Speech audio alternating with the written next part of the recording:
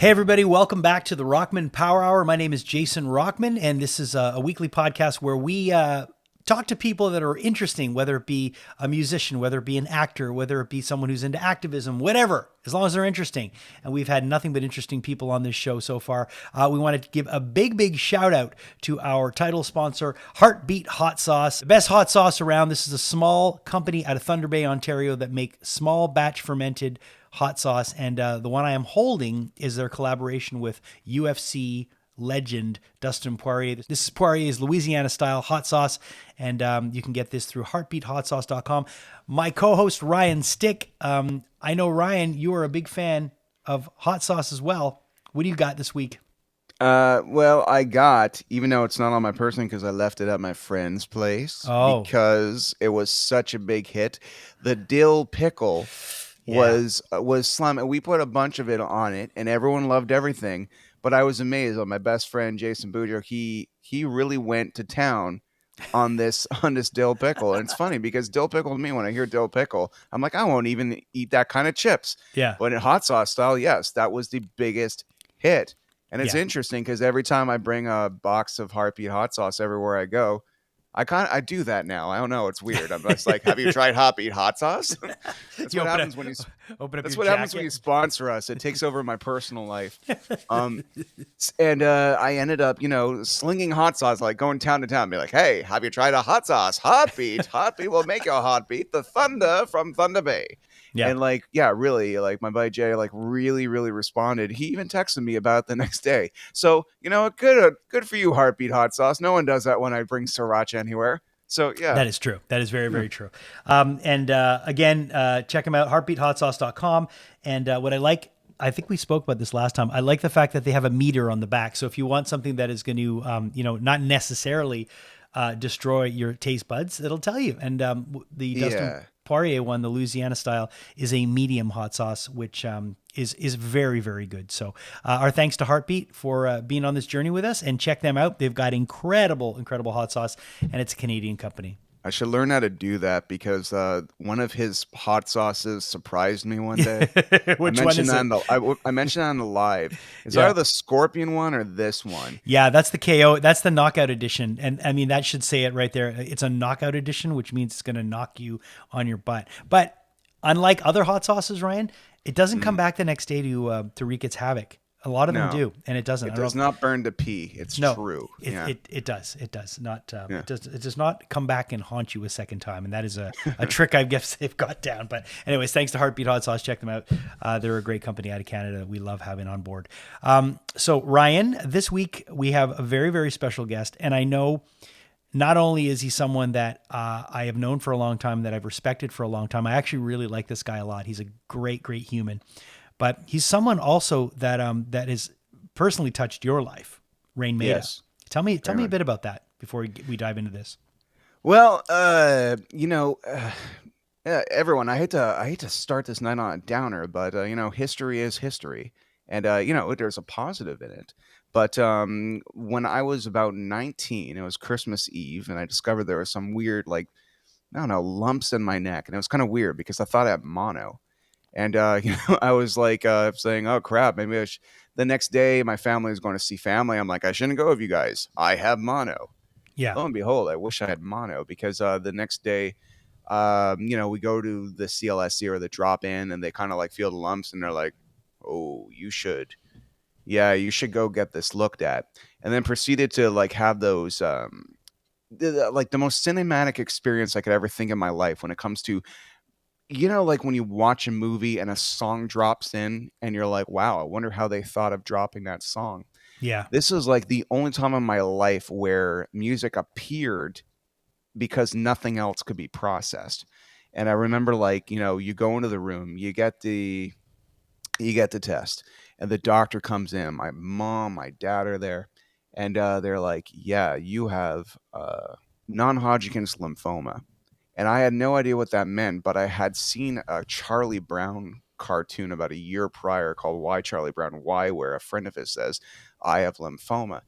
And I remember like putting it together. And then the doctor comes and he says the words, you have cancer. And just as soon as that happens, almost like a dropout. Yeah. Where it's speed time. The only time I could ever tell you how it looks is when Quicksilver starts to run really fast in the X-Men movies, where everything stops and everything's going in super slow motion.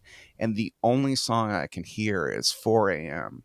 by Our Lady Peace, because, and it's weird because I didn't even get the lyric correct, but I always thought he said, "If I don't make it, know that I've loved you all along." And with those lyrics, it's like I'm a songwriter myself, but at the same time, I associate the song with, this is what I want people to hear if I don't make it, because I need them to know I love them all along. My mom, my dad, my friends. I wasn't concerned of my times ending. I'm concerned that I am leaving them. Years later, I would find out he actually says, "If I don't make it, Known. known Yeah. that I've loved you all along."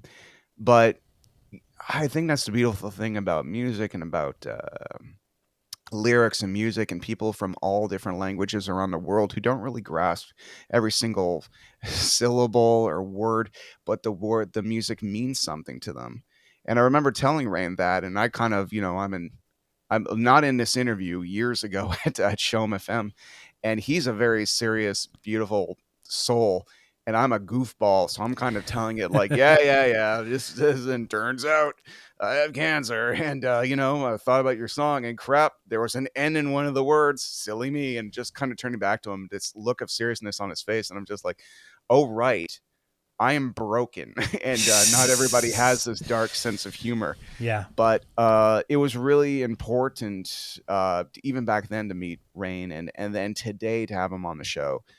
I don't think I don't think I have a song that's as important to me in my life. So even seeing him today, and I'm just like processing, I'm like, man, that's the guy that sang that song. Yeah. And Yeah. it's all these years later, it's been 18 years since then. So it's like, it's pretty crazy. It's a crazy story. And Yeah. that's, to me, that is what this whole podcast is about. It's about having cool experiences and great conversations, and the fact that we can have someone like him on, and the fact that there's a story that goes along with him being on that means something to you. Our job's done. So I'm glad. And I'm really knowing him, I've known him for a while. He's a very kind man. He always takes the time for people. He never forgets his friends. And He didn't forget me. I was so surprised. Yeah. He even said, "Oh, nice to see you again, Ryan." I'm like, yeah, no, he's the real deal, man. He's a good dude. Yeah. And I can tell you, being a guy who he's a songwriter, and whatever, effort he put into those lyrics, to know that it was interpreted and it touched you that way.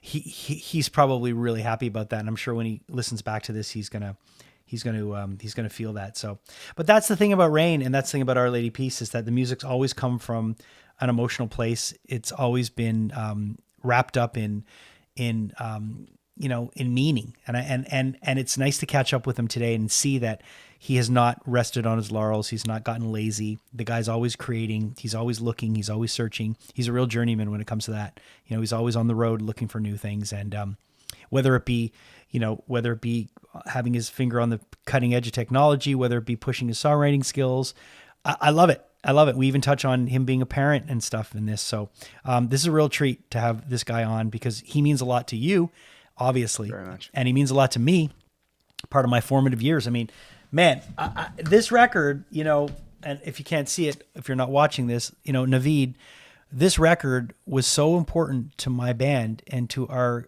growth. We went out on the road with Our Lady Peace in 1993 or 94. Hang on. Let me check real quick.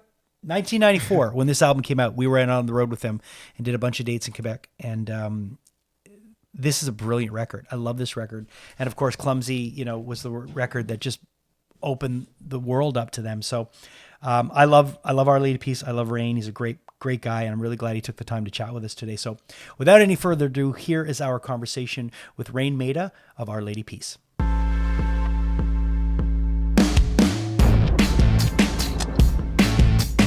Really, really happy to have with us today on the Rockman Power Hour a gentleman that I've known for a long, long time, and he's one of these guys that's always doing something. and it just announced a cross Canada tour, which is great for you guys because this is an extensive Canadian tour. You're not just dipping in and doing a couple of dates. This is a pretty mammoth one. Raine Maida is our guest. How are you, sir? I'm great. How are you guys? Good. Yeah, good. Yeah, man. All is good. We are excited because we're going to get a Montreal date for you. I think that it's been a while since you've been here. Been a while, and I have to say this was it's been the most challenging tour to put together, to be honest, because it's more like a live concert theatrical kind of thing. Well, that's what I want to ask you about because I'm looking at it, and it's as soon as I got the poster, and my buddy did the poster art, Pat Hamu, who's an amazing, incredible brilliant artist. Yeah, brilliant. So I'm looking at it, and I'm looking right away. The first thing I see is the visual part. So I look at it, and I'm like, that's the Blade Runner owl. There's something going on. Like I feel like this vibe, And then I see you're calling it the wonderful future theatrical hologram experience. Yeah. And there's a company called ARHT. So tell me all about this tour because it sounds like it's a lot more than you guys just going up and jamming. It really is. It is. It was time to do something. I don't know, just push the boundaries a bit. And so with Spiritual Machines 2, Ray Kurzweil is such a big part of it. Again, he speaks on the record, gives like the next 20 years of predictions, and we felt like these ones are not that the first ones on Spiritual Machines 1 were lesser, but he's talking big concepts, on this album in terms of like global UBI. He's talking about obviously singularity when you can't tell the difference between man and machine, woman and machine. He's talking about things like, how the exponential like power of computing will literally solve climate change. You can take your bags. I drive a Leaf half the time in LA. Like that's not going to do anything.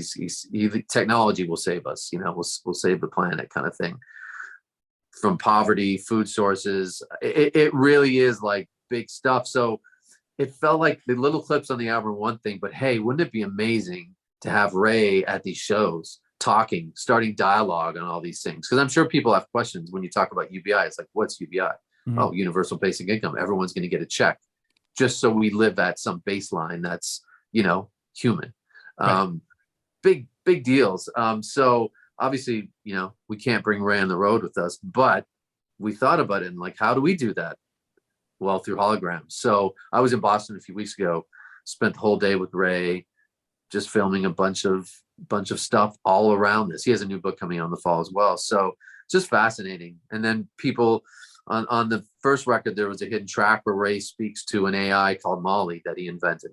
So everyone's kind of lived with this AI called Molly, but never really seen her or heard anything else from her. So now she's live at the show as well.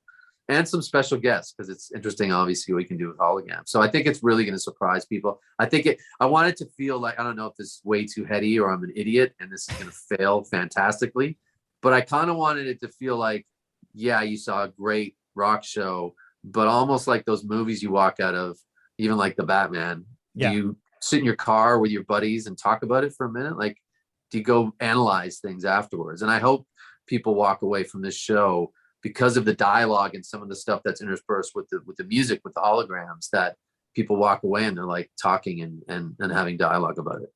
It's like if you would go see Roger Waters, right. He's somebody that he brings his show to another level, and there's bands that do that. But what I love about you as an artist is you're always looking, you're always searching. You're always on a journey. It seems like you're always on a journey. You're always looking and looking, whether it be trying to be at the forefront of NFTs, whether it be looking at where music's going. It just, you're always there and you're not afraid. So when I saw all this stuff that seemed to be part of this show that was going to be a little bit different, I got excited. Yeah. I mean, look, I've always loved, I've always had tech as like a side hustle for the last 50, really since Napster started. It's like, hey, am I gonna get on this train of technology and what the power is, or am I just going to bitch and moan about it? So literally starting companies and building apps and all this stuff. And right now is like this amazing, for the first time, really like this incredible intersection between tech and music, where it's really like, there's a paradigm shift happening, obviously with NFTs, blockchain more so, Web3 more so than saying NFTs, but this is the way we distributed our album first and foremost. Right.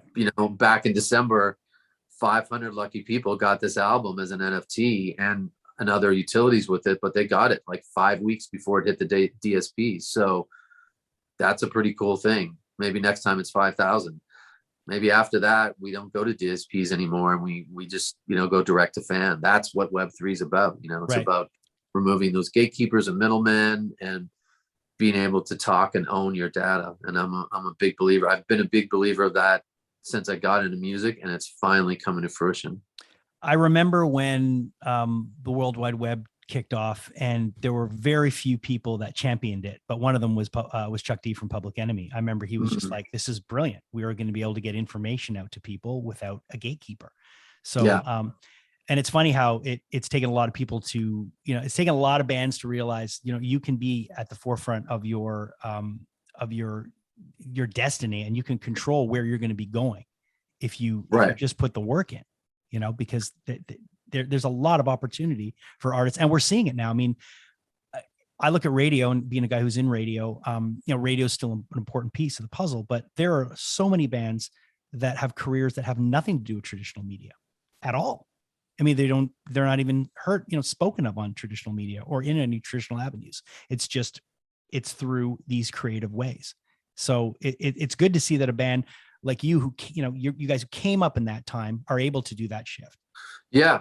I mean, like I said, I've always been fascinated about it, and it's really Web 3.0 that allows a lot of the stuff that I've been really bitching about and feel like there's friction on to kind of change. And really, I think it's going to elevate and amplify the creative community. Like I would say, even just as a creator, tech aside, I'm able to think digitally now. So for the last 10 years or so, LED Peace puts out a record. The artwork, I've kind of lost interest in. I know it's just going to be a thumbnail on someone's phone, on their iTunes or Spotify account.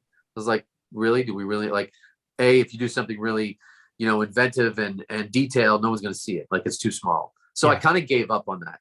MTV, Much Music stopped playing videos. So do we really care about videos? There's YouTube, but no one's spending money anymore. It's like, just whatever, put a lyric video out. It's so the art was kind of extracted. Like obviously it's music first and foremost, but those other parts were always really important. And so when they kind of got, pushed aside, it was kind of a bummer, but it was just like, this is where technology's gone. Now, again, we're at that inflection point with Web3. It's like, this stuff matters again. Now even with our album, the way we deliver it as an NFT, people got like generative art. They got, unique assets that are additions, numbers, scarcity, rarity, all those great traits, and it's tied to the blockchain. So if it gets resold at some point, we make a royalty on it. That's pretty cool. That's never existed before. We had another guest on the show, Ron English, and he's someone that's really, really got in on the NFT world, from the bottom of, at the ground. And he's really, really into it. And it's funny because he is a traditional artist. He's a guy that started off as, being a street artist. Like, he went and defaced billboards. So to see Ron embracing that, and, you'd look at him and think, he's an older guy. He's going to poo-poo on it. But no, he's like, no, this is exciting. So I like it when people keep passion for things and they're not afraid to change, because the thing is, things are changing. And if you try to fight it, you're just going to be left behind. Yeah. I mean, the traditional ways, like the constructs that we're in as artists, they kind of work and it's fine. But yeah, if you want to take control, like when you think about Web3, like what's powerful about it for people that don't understand is you finally get the ability to own your data. Like that's really what it's about. Well, Web 1 was about read. You can send things, you can read documents. Web 2 was about being able to alter those documents, and all the way up to like playing games with people in China or all the way around the world. But Web 3 is about owning that data. And for an artist and a creator, that's what's like absolutely essential. We've just never had that opportunity. You've got, part 2 to Spiritual Machines, obviously Concept Records. But when you go back, I've known you for a long, long time. I'm going to date myself a little bit, because as much as we're talking about that digital stuff, I love these things still. Yeah. When you look back on that, considering that, you started in the early 90s, there are a lot of people that are still married to that. How do you deal with that when you're trying to push things forward, but you're having people that, that are at the front of the stage that want you to sing clumsy? I'm cool with it. I mean, even on this tour, like, it's going to be obviously heavily based on Spiritual Machines 1 and 2, but no question, we're going to play some hits that people want to hear, and that I still love to play. I've never, look, there are certain songs on records that I will actually never play because they just got forced and didn't work out the way we wanted to, and I just don't believe in them, and so therefore I'm not going to sing them and try to sell it. I don't do that as an artist. So but the songs that, like the Clumsies and Star Seeds and 4 AMs, like those are so dear to me. I've actually never got sick of singing them. I've never ever once felt like, you know what, oh my God, I got to do this again. So I don't know if that's just lucky. I don't know. I don't know if I've had that conversation with too many artists, asking that question, but yeah, I'm good. Yeah. Cause a lot of artists, it's funny. We had Ivan on here from Men Without Hats. And I mean, if anybody has had to sing a song every show, and I said, do you ever get sick of doing safety dance? I mean, was there ever a period in your life where you just didn't want to do it? And he goes, oh no, he goes, I'm pretty sure I have done that song at every show. Yeah. It's funny, we had on the, I think the second summer song we did, Smashing Pumpkins were like co-headlining with us. And I don't know what it was with Billy on that tour, but he played one song people knew. Mm-hmm. It was Bull with Butterfly Wings, and they played it so fast it was almost unrecognizable. Yeah. And part of me was like, wow, that's a real artistic statement, and that takes real balls to go do that. And it does. And I respected the fact that because I remember talking to him and one of his buddies I was friends with backstage when I was like, I mean, is that really a great idea? I was trying to be respectful, but he was adamant. He was like, yeah, that's what we're doing for the whole summer. So I was like, all the way out to Halifax, this is what it's gonna be like every night. He's like, yep. So I do respect that, but at the same time, after COVID, after just everything, I'm so grateful for the fan base that we've developed. I would never deny them that, so, and like I said, I'm not actually sick of the song, so it's kind of easy. Jason's vinyls like really triggered, in the best way possible, a memory, just seeing the cover. Man, I always want to ask you this because every band has that guy that when they're beginning, they have that friend that's willing to just spend all their time helping you. And I had that one of those friends, and his name is Jared. And he was a metalhead and I was a punk rocker, but the thing we had in common was Our Lady Peace music. Oh, wow. And he loved you guys. He still does. And who was your Jared? He recorded us for free. He learned how to do like home recording and spend all his time driving us around to shows. And I'm sure that Our Lady Peace has that guy. Those people. Yeah, I mean, I don't know if we had someone like that. We definitely we had friends like the guys at Coalition. They were just a startup who ended up being our managers and still are today.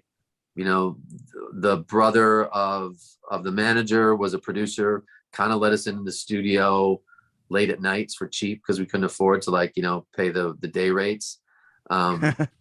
But I think there were, especially when we were starting, there was an excitement around music that was just kind of infectious, and people helped each other. You could always find someone who would give you, a few hours at a studio for nothing, almost, basically, right? And so that was cool back then. I'm not sure if we had like that one person, but definitely had enough of a community that. If I were to think, could we have done it without them? No. You were one of those people to us, to Slaves on Dope. I mean, when we, you're mentioning that. Yeah. Like, so if you didn't know, Ryan, like our first tour that we did, our first proper tour was with Our Lady Peace, and I think it was the first time you guys were playing Quebec. And the whole business model was you can fill up, 8 to 1,000 people, but you're going to play 300 seaters. And we played these armpits in Quebec, like these tiny tertiary markets. And it was great because everybody was hyped, and there were people that couldn't get into the shows. And I remember that stayed with me, that whole approach. I was like, man, that is brilliant, because if you can play to 300 people, play 150 seater and leave the people that can't get in wanting to be there the next time. And I remember that was the one thing, that and the fact that you guys were so nice, that just, really, really stuck with me. Yeah, it's funny when you say that now. I guess I'm Mother Earth kind of, they were like the big brothers to us because they took us across Canada for the first time. And I think everyone needs mentors. And if the people end up being nice, it just makes it a better experience for sure. Well, hell yeah, that's for sure. Yeah. The tour is kicking off on June 6th. You're going to be here in Montreal on June 28th. Do you get any nerves starting this off? I mean, it sounds like there's a lot of moving parts to this thing. That's a great question, because usually none. Like, it's just Right. fun. We hardly need to rehearse. This is a different thing. Even in terms of like trying to find the right venues, because of the holograms, we couldn't go into arenas. We had to be really careful about. Wanted to find like I said, this is kind of a theatrical thing. So we wanted to do like seats, like plush seats. People feel like they're at a different kind of experience. But then we had to be careful of the type of theater, because the holograms, we didn't want any kind of like distracted view, or you just can't always see them from every angle. So Right. It's been a nightmare doing that. We finally got that down for this first leg.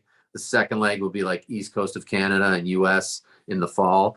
So we're still working on venues for that leg of it. But the run of it is going to be really unique, because it's, like I said, like there's parts where there's dialogue for like 10 minutes or 12 minutes. And it's an interaction even between me and Ray, or Ray and Molly, or, there's going to be like some really exciting special guests that are going to blow people's minds, literally. So it's just trying to like, we've never had to, I guess, what's the word? Just the way you format this thing is, it'll have some moments for a little bit of spontaneity, but it's going to be this production that has to run in a certain way every night because of the holograms and syncing those with other things. So I'm nervous about the tech side of it always working, and I've seen some bad things happen. I remember sitting backstage at U2 in Detroit on the Zooropa tour, and they got off time on one of their tracks for Streets Have No Name. Oh. And it was like a disaster. Yeah. And to see a band of that, that nature and as massive as they were, man, it was not good. Like, they were yelling at each other on stage. Poor Adam Clayton was like so far off of the drums. It was just a train wreck. And so I think of things like that, and hopefully don't have that. So we're gonna take a couple weeks to rehearse, which is the first time we've ever done that. Yeah, that's the thing, right? When you marry all these things together, it can be a complicated thing, and you see that more and more with bands that are playing arenas or bigger venues, or that are doing ambitious stuff like including holograms and tracks. Some stuff can go horribly wrong. Horribly wrong, and you're just sitting there, kind of naked, which sucks. But look, that's the risk you take. Like this isn't a regular hologram either. I can't even say what it is, but it's state of the art. Okay. And our partners at Art are amazing. And but it's pretty unique. And I think people are gonna walk away going, oh my effing God, what was that? The project that you have with your wife Chantal, is that something that you foresee continuing? Because I know that that was what I love about that project. It seems to be completely different from this. This is just, it's as organic as it can get. Yeah, I love it, and 100%. She's just doing a few shows, finishing up a small tour right now, and then probably over the course of the next few months, we're gonna just record another album. We got a bunch of songs, a bunch of ideas. We've kind of been waiting. I've been making an album with my oldest son, which has taken a lot of time.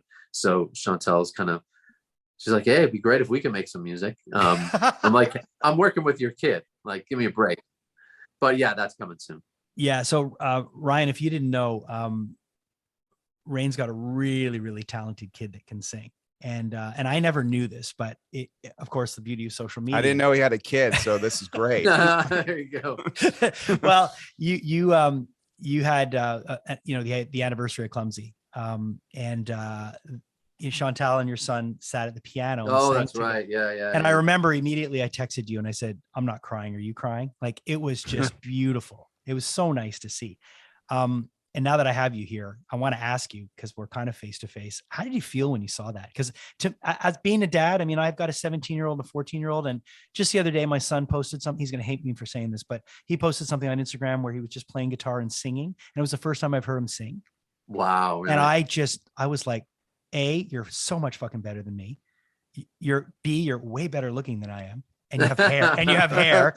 And I was just like, there was this pride, but at the same time, I can't say that. And I have to pull it back a bit because I don't want to embarrass him. Was there were all those things going through your head? Yeah. The fact that they were doing that song that was probably the heaviest thing. I'm over my son. He's more talented than both of us. His record, the album that we're making is like blowing my mind. It's so good. And he wrote all the songs.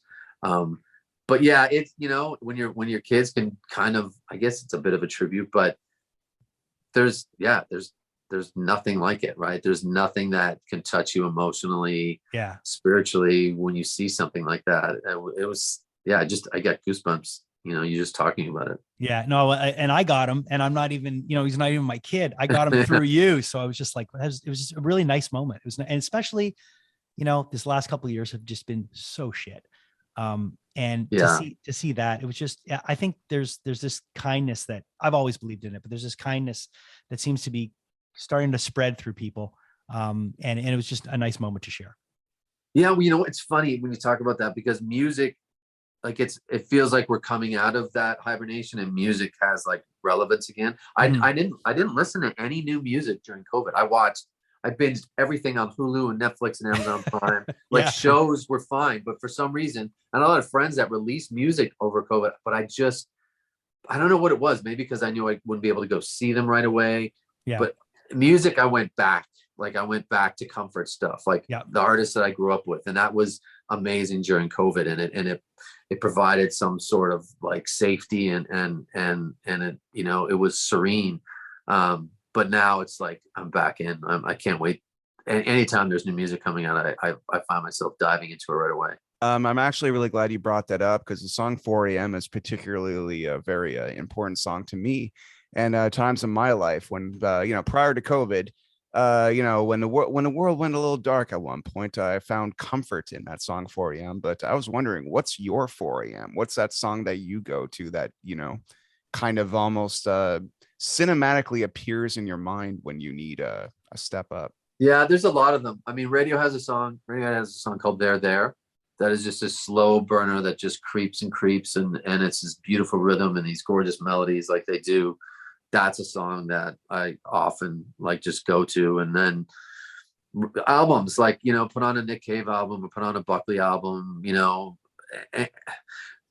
I just, the stuff, even, what's funny, the Faith No More records, like stuff that you maybe haven't gone back to for a while, in those moments that you're talking about, Ryan, where it's like you need something, man, there is nothing better than going back to music that you have these ties and emotions and memories with, right? It's just like, it's transporting, and all of a sudden you're good. Lastly, before we let you go, you were nice enough to be part of a project that I put together over the last year and a bit, the Kings of Quarantine. Right. That was fun. And man, that was so much fun, because I knew that you loved Faith No More as much as me. And then to have the guys from Faith No More message me after, all individually except for Mike, but I saw it in a group chat. Yeah, you got to expect that. Yeah. But they were all like, wow. So, that to me is comfort, and that project was comfort, and it brought a lot of comfort to a lot of people. Did you enjoy that? Oh my God. It was brilliant. I think, quarantine or no, I think you should keep doing it. I think it does what you just said. Like it brings these disparate musicians together for something that they all love. And it's really invigorating, as an artist. It's just doesn't take a lot of time, doesn't take a lot of bandwidth. Like there's something really cool. And again, it goes back to technology, right? The way you're able to do this, but the final product is like, you can't take your eyes off it, which is pretty cool. And, and then there was the audio aspect, and then the video aspect, which was all Ryan. I mean, Ryan did all of that. It was just such a nice project, because everybody that got involved, I said the same thing to them. I go, there's no money involved in this. We're going to help some people with this, but I guarantee you there's no negative side to this. There's not one Yeah. negative side to this project, and everybody agreed. And it was nice to just see all these bands talk about each other, like have people message me going, American bands going, man, I love Our Lady Peace. That's so rad that they were part of it. And then people say, I never thought I would see Ivan from Men Without Hats on a song with Kevin from Brutal Truth. Just that whole thing was really a nice marrying of everything that we have at our disposal now. When it comes to technology, ways to communicate, but at the same time, just going back to basic feelings of, happiness and togetherness. Yeah. That's it. I mean, music saves for real every day. I couldn't agree more. Dude, thank you so much for taking the time. Good luck on the tour. You're a champ and you're a star, and I appreciate our friendship, and I appreciate you coming on today. Yeah, a pleasure, Jason. Great to see you again, Ryan. How'd you like the Batman? That's the other question I wanted to ask, but we ran out of time. Go for it. I'm like, how did Raine? No one cares what I think. How did you like the Batman? Look, I'm a Bale fan. I thought so far he's the best. This was really good. Yeah. But I did make my kids watch 7 when we got home. Yeah. Because I thought they pulled a lot from 7 and maybe a little too much. Okay. My only comment. Otherwise, it was beautiful. When I talked to Matt Reeves, I had it like my tongue was biting because I didn't want to bring up Fincher and I didn't want to bring up 7. But I mean, it's so obvious. There was so much. That's okay. We borrow. I guess we borrow. It's Bowie said it. The best artists are the greatest thieves. But yeah, well, there was a bit of thievery going on there. That's for sure. Exactly. I always wanted to see a Batman that would get his hands dirty, quite literally, and also usually in a Batman movie. I know as a younger audience member, I was just waiting for him to get in the bat suit, and even Batman Returns, it takes like 40 minutes. And in here, I'd be tough to say that there is even half an hour of Bruce Wayne in this movie. So yeah, that's a little twist that I really appreciated. Hence the Batman. Well, you know what? The franchise is definitely alive again, which is good. Hell fucking yeah. Yeah, exactly. Thanks, man. Thanks, fellas. All right, Take buddy. care. Talk to you soon. See ya. Bye. Take it soon. And, I'm always glad we do these in and outs because there was so much fanboying deep inside me. And we deal with professionals all the time. Yeah. We work with Comic Cons. Growing up in Canada, I was under the impression that there was only 2 bands. There was the Bare Naked Ladies and Alanis Morissette. Like I wasn't, when I discovered Our Lady Peace were Canadian, and you just have these monster hits on Clumsy. Like, you hear Automatic Flowers, which still to this day blows my mind how cool that song is, like and the mood it invokes and all that. And it's interesting with Our Lady Peace because every time I've seen them has been in an odd situation. So the first time I ever saw them was at Jam de Neige, and it's freezing, and Raine is covered up with the exception of his face showing, and he looks like like he's covering up for like Kenny from South Park because it's so cold that day, but it's awesome. Yeah. And watching him for the first time at Jam de Neige, and all these people are just huddled together in the crowd to be like, we are warmer this way, let's get closer. And then another time I saw them was in a movie theater when they were doing a promotion at AMC. It was this weird one-off day. And then I saw him open up for Guns N' Roses. So to hear Raine say, we have all these holograms, I'm like, that's not the weirdest thing I've ever heard about one of your concerts, man. Seriously. Yeah, it's gonna be fun to see that show. The tour kicks off June 6th, and it is called The Wonderful Future Theatrical Hologram Experience. So definitely check it out. And the new album is called Spiritual Machines 2. It is the companion piece to that album that came out 20 years ago. So, man, I am really, really grateful that we had Raine Maida on the show with us today. It was fun. He's a friend and he's a great dude. So, and check out the new album, Spiritual Machines 2. It is really, really good. And just follow him on social media. You'll see the guy's always pushing the boundaries, and it's nice to see. And what a smart guy. I mean, I always assumed he would be a smart, deep guy based on just his singing style, his lyrics. But when he was explaining exactly how important NFTs were, and when he was explaining the hologram technology and all that stuff, I felt like Wayne in Wayne's World, where I'm like, does this guy know how to party or what? Yeah. Talking to Alice Cooper. Yeah. No, but you're right. And it's true because so many people are like just NFTs, just the word NFT.